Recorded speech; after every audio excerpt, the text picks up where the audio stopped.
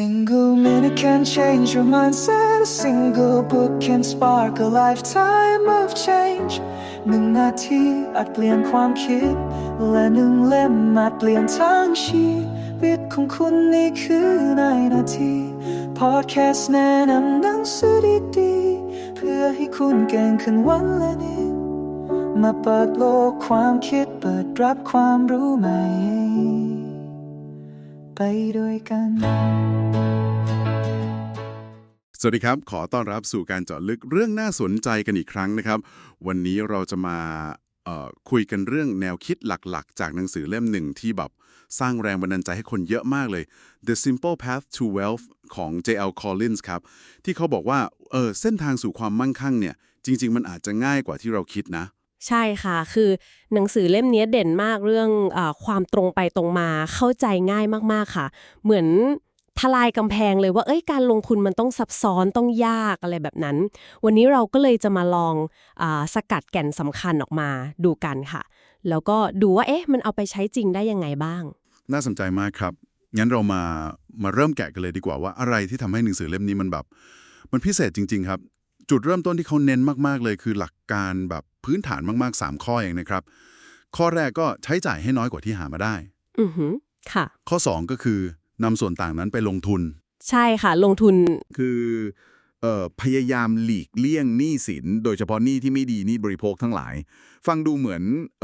เบสิกมากเลยนะครับแต่การลงมือทำจริงๆให้ได้ตลอดเนี่ยผมว่าอันนี้แหละความท้าทายใช่ค่ะแล้วสิ่งที่แบบน่าสนใจมากๆเลยนะคือผู้เขียนเขาไม่ได้มองแค่ตัวเลขไงฮะแต่เขาเชื่อมโยงหลักการพวกนี้ไปถึงแนวคิดที่แบบโหทรงพลังมากที่เรียกว่า FU Money FU Money ใช่ค่ะมันไม่ใช่แค่แบบมีเงินพอเกษียณอะไรแบบนั้นนะคะแต่มันคืออิสรภาพณปัจจุบันเลยค่ะคือการมีอำนาจต่อรองมีพลังที่จะปฏิเสธสิ่งที่เราไม่ต้องการจริงๆลดความกังวลเรื่องเงินเวลาชีวิตมันแบบมีเรื่องไม่คาดฝันเข้ามาอย่างผู้เขียนเขาเล่าประสบการณ์ส่วนตัวเลยตอนอายุ25มีเงินเก็บก้อนแรก$5,000เองมั้งคะครับแต่เงินก้อนนั้นแหละค่ะที่ทำให้เขากล้าแบบปฏิเสธคำสั่งที่ไม่โอเคจากเจ้านายหรือกล้าลาพักร้อนยาวๆแบบไม่รับเงินเดือนได้เพราะเขามีเงินก้อนนี้ค้ำอยู่นะคะมันคือเกราะป้องกันทางการเงินให้เราจริงๆโอ้ฟังดูแล้วแบบเปลี่ยนมุมมองเลยนะจากแค่เก็บเงินเพื่ออนาคตเคยกลายเป็นสร้างอิสรภาพให้ตัวเองตอนนี้เลยแล้วพอพูดถึงการลงทุนข้อ2เนี่ยอันนี้ผมว่ามันท้าทายความเชื่อเดิมๆมากเลยครับใช่ไหมคะคือหนังสือไม่ได้แนะนำอะไรซับซ้อนเลยแต่กลับบอกให้ลงทุนแบบง่ายสุดๆไปเลยคือกองทุนดัชนีต้นทุนต่ำที่มันอิงตลาดกว้างๆอย่างVTSAX ที่พูดถึงบ่อยๆเนี่ยนะฮะที่ลงทุนในหุ้นอเมริกาทั้งตลาดใช่ค่ะแค่นั้นเลยเหรอครับมันจะเวิร์กเหรอครับมันดูเรียบง่ายไปไหมหรือน่าเบื่อไปหรือเปล่าฮ่าๆเป็นคำถามที่ดีค่ะคือแนวคิดหลักที่ผู้เขียนพยายามจะสื่อมากๆเลยนะคะคือการยอมรับความจริงข้อหนึ่งว่าการพยายามเลือกหุ้นรายตัวเก่งๆหรือจับจังหวะตลาดให้เป๊ะๆเพื่อเอาชนะค่าเฉลี่ยเนี่ยมันยากมากจริงๆค่ะครับขนาดมืออาชีพเก่งๆส่วนใหญ่เลยนะก็ยังทำไม่ได้ต่อเนื่องในระยะยาวเลยค่ะการลงทุนในกองทุนดัชนีแบบ VTSAX เนี่ยมันก็เลยเหมือนกับว่าเราเดิมพันกับการเติบโตของเศรษฐกิจของตลาดโดยรวมไปเลยอ๋อคือเชื่อในภาพรวมถูกต้องค่ะซึ่งประวัติศาสตร์มันก็บอกเรานะอย่างตลาดหุ้นสหรัฐเนี่ยถ้าย้อนไปหลาย10 ปีผลตอบแทนเฉลี่ยมันก็ดีมากๆนะคะแล้วที่สำคัญที่สุดคือมันช่วยลดต้นทุนค่าธรรมเนียมต่างๆที่แบบมันกัดกินเงินลงทุนเราไปได้เยอะมากครับส่วนเรื่องความน่าเบื่อคุณถามเมื่อกี้จริงๆแล้วความอดทนเนี่ยแหละค่ะคือหัวใจสำคัญเลยผู้เขียนเขาเปรียบเหมือนนั่งรถไฟเหาะเลยนะฮ่าครับคือต้องเชื่อมั่นในเส้นทางระยะยาวแม้ว่าระหว่างทางมันจะเหวี่ยงจะน่ากลัวบ้างการที่เราแบบไม่ตื่นตระหนกไม่เทขายตอนตลาดมันตกหนักๆเนี่ยแหละค่ะคือส่วนที่ยากแต่ก็สำคัญที่สุดเลยสำหรับการลงทุนระยะยาวเข้าใจเลยครับคือคีย์เวิร์ดคือ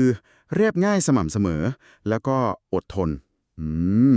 แล้วเรื่องหนี้สินล่ะครับหลักการข้อ3หนังสือมองเรื่องนี้ยังไงบ้างครับโอ้โหชัดเจนมากค่ะโดยเฉพาะพวกหนี้บริโภคหนี้บัตรเครดิตสินเชื่อส่วนบุคคลอะไรพวกนี้ค่ะถือว่าเป็นอุปสรรคใหญ่มากต่อการสร้างความมั่งคั่งเลยขนาดนั้นเลย ค่ะ ผู้เขียนแนะนำเลยว่าให้กำจัดหนี้พวกเนี้ยโดยเฉพาะที่ดอกเบี้ยสูงๆอาจจะแบบเกิน 4-5% ขึ้นไปเนี่ยให้รีบจัดการเป็นอันดับแรกเลยเพราะมันคือต้นทุนค่าเสียโอกาสที่แบบชัดเจนมากเงินที่เราจ่ายดอกเบี้ยไปเนี่ยมันคือเงินที่จริงๆแล้วควรจะได้เอาไปลงทุนให้มันงอกเงยแทนไงคะ จริงด้วยครับเสียดายเงินดอกเบี้ยเนาะแล้วพวกที่เขาเรียกว่าหนี้ดีแหละครับอย่างหนี้บ้านหนี้เพื่อการศึกษาอะไรพวกนี้แหละครับ แม้แต่หนี้พวกนั้นนะคะหนังสือก็ยังเตือนให้ระวังมากๆเลยค่ะคือใช่มันอาจจะเป็นเครื่องมือช่วยสร้างโอกาสได้แหละแต่ก็ต้องไม่ก่อหนี้เกินตัวเด็ดขาดเลยครับอย่างเรื่องบ้านเนี่ยเขาแนะนำเลยว่าให้ซื้อหลังที่เล็กที่สุดที่มันตอบโจทย์เราจริงๆอย่าไปพยายามซื้อหลังใหญ่ที่สุดเท่าที่เราจะกู้ได้อะไรแบบนั้นอ๋อต้องพิจารณาภาระผูกพันระยะยาวดีๆค่ะคือความรอบคอบสำคัญที่สุดเลยค่ะฟังดูทั้งหมดแล้วนะครับสรุปคือแก่นของ The Simple Path to Wealth ก็คือการสร้างความมั่งคั่งกับอิสรภาพทางการเงินเนี่ยมันอยู่ที่วินัยการใช้จ่ายของเราเองแล้วก็การลงทุนสม่ำเสมอในสินทรัพย์ที่เข้าใจง่ายๆโตยาวๆอย่างกองทุนดัชนีแล้วก็การหลีกเลี่ยงกับดักหนี้ให้ได้มากที่สุดใช่เลยค่ะถ้ามองภาพรวมนะแนวคิดนี้มันเหมือนแบบคืนอำนาจให้เราเองเลยนะมันท้าทายความคิดเดิมๆหรืออุตสาหกรรมการเงินที่ชอบทำให้เรื่องเงินมันดูซับซ้อนเกินจริงไปหมดครับแล้วก็บอกเราว่าเฮ้ยเราควบคุมอนาคตการเงินเราได้นะโดยวิธีที่มันง่ายมันโปร่งใสแล้วมันก็พิสูจน์แล้วว่ามันได้ผลจริงแน่นอนครับว่าคุยกันสั้นๆแค่นี้เราคงลงรายละเอียดทั้งหมดไม่ได้เนาะทั้งเรื่องแบบการจัดสรรสินทรัพย์หรือ asset allocation ที่มันต้องเหมาะกับช่วงอายุของเราด้วยใช่ค่ะหรือพวกกลยุทธ์การถอนเงินออกมาใช้หลังเกษียณหรือ withdrawal strategy ที่ปลอดภัยอย่างที่เคยได้ยินกันกด 4% อะไรพวกนั้นค่ะมีรายละเอียดเยอะเลยครับหรือการรับมือกับความผันผวนของตลาดในสถานการณ์ต่างๆซึ่งในหนังสือ The Simple Path to Wealth เนี่ยเขาอธิบายไว้ละเอียดชัดเจนเข้าใจง่ายมากๆครับ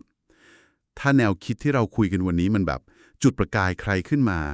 การหาหนังสือเล่มนี้มาอ่านเต็มๆเนี่ยผมว่าเป็นการลงทุนในความรู้ที่คุ้มค่ามากจริงๆครับแล้วก็ยังเป็นการสนับสนุนผู้เขียนโดยตรงด้วยเราก็อยากฟังความคิดเห็นจากผู้ฟังเหมือนกันนะคะว่าพอฟังแนวทางนี้แล้วเนี่ยคิดว่าไอ้ความเรียบง่ายแบบนี้มันน่าจะเอาไปปรับใช้กับสถานการณ์ของตัวเองได้มากน้อยแค่ไหนหรือมีมุมไหนที่ยังรู้สึกว่าเอ๊ะมันดูยากหรือมีคนถามอยู่บ้างไหมคะแต่ก่อนจะจากกันไปนะครับลองทิ้งท้ายด้วยคำถามให้ไปคิดกันเล่นๆดูไหมครับว่าถ้าเส้นทางสู่ความมั่งคั่งมันเรียบง่ายแล้วก็พิสูจน์แล้วว่าได้ผลจริงแบบนี้เนี่ยอะไรคืออุปสรรคใหญ่ที่สุดกันแน่ครับทั้งที่อยู่ในใจเราเองหรือปัจจัยภายนอกที่ทำให้คนส่วนใหญ่ยังเดินไปไม่ถึงฝั่งฝันทางการเงินตามแนวทางนี้ได้สำหรับวันนี้เวลาของการเจาะลึกก็หมดลงแล้วนะครับขอบคุณที่ติดตามครับแล้วพบกันใหม่ในการสำรวจครั้งหน้าสวัสดีครับสวัสดีค่ะ Every page you turn is another step towards your success ทุกนาทีพลิกคืออีกหนึ่งก้าวสู่ความสำเร็จในแบบของคุณหากคลิปนี้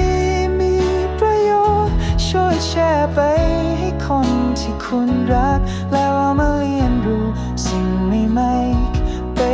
พร้อมกันครับ